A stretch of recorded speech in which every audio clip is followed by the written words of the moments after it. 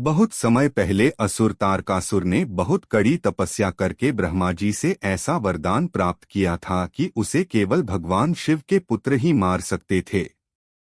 स्वर्ग में देवताओं पर असुर तारकासुर का आतंक छाया हुआ था।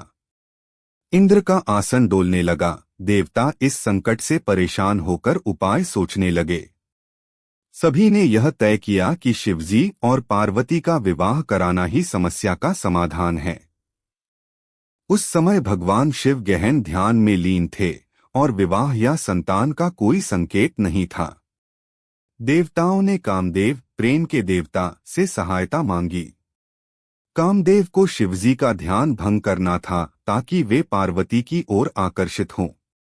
कामदेव ने अपनी प्रेम बाण चलाकर शिवजी के ध्यान को भंग कर दिया। लेकिन जैसे ही शिवजी को यह पता चला कि उनके ध्यान को तोड़ा गया है, वे क्रोधित हो गए। अपने तीसरे नेत्र से उन्होंने कामदेव को भस्म कर दिया। हालांकि कामदेव का अंत हो गया, लेकिन उनकी योजना सफल रही। पार्वती देवी सती का पुनर्जन्म थीं और शिवजी से प्रेम करती थीं। उनकी कड़ी तपस्या और देवताओं के अनुनय के बाद शिव ने कार्तिकेय के जन्म की शर्तों को पूरा करते हुए पार्वती से विवाह किया।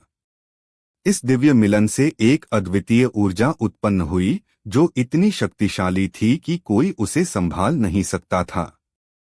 शिव और पार्वती की इस ऊर्जा को अग्निदेव ने संभालने का प्रयास किया, लेकिन वे इसे रोकने में असमर्थ रहे और इसे गंगा नदी को सौंप दिया। गंगा ने भी इस ऊर्जा को संभालने की कोशिश की, लेकिन अंततः इसे सरवन नामक एक वन में छोड़ दिया। सरवन के इस वन में ऊर्जा एक दिव्य बालक में परिवर्तित हो गई। यह बालक असाधारण शक्ति और 6 चेहरों वाला था। उसके 6 चेहरे उसे 6 अलग अलग दिशाओं को देखने और समझने में सक्षम बनाते थे। 6 तारामंडल की देवियां ने इस बालक का पालन पोषण किया, इसलिए उसका नाम कार्तिकेय पड़ा। जैसे जैसे कार्तिकेय बड़े हुए, उनकी असाधारण शक्ति और साहस प्रकट होने लगे। देवताओं ने उन्हें दिव्यास्त्र प्रदान किए। देवताओं ने उन्हें उनके उद्देश्य के बारे में बताया, तारकासुर का वध करना। कार्तिकेय ने इस जिम्मेदारी को स्वीकार किया। वे एक मोर की सवारी करते हुए और अपने दिव्य शस्त्र लेकर असुर सेना का सामना करने निकले। तारकासुर ने आसुरी शक्तियों को इकट्ठा किया। दोनों के बीच भयंकर युद्ध हुआ। लंबी लड़ाई के बाद कार्तिकेय ने तारकासुर का वध कर दिया और स्वर्ग को उसके आतंक से मुक्त कर दिया। इस महान विजय के बाद कार्तिकेय को देवताओं के सेनापति के रूप में सम्मानित किया गया।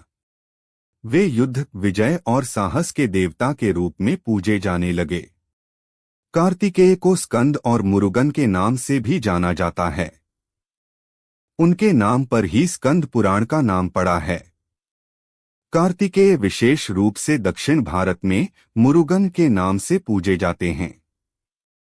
वे वीरता, प्रेम और ज्ञान के प्रतीक माने जाते हैं। लोग उनकी पूजा जीवन की बाधाओं को दूर करने और शक्ति प्राप्त करने के लिए करते हैं। कार्तिकेय की यह कथा अच्छाई के बुराई पर विजय का प्रतीक है और हमें सिखाती है कि साहस और ज्ञान के साथ किसी भी संकट का सामना किया जा सकता है।